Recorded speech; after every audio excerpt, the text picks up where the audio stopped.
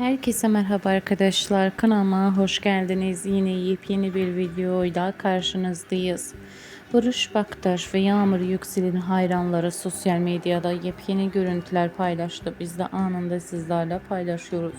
Umarım videomuzu beğenirsiniz. Videomuzu beğenip paylaşmayı, bize destek olmayı unutmayın. Bir sonraki videomuzda görüşürüz. Hoşça kalın. İyi seyirler.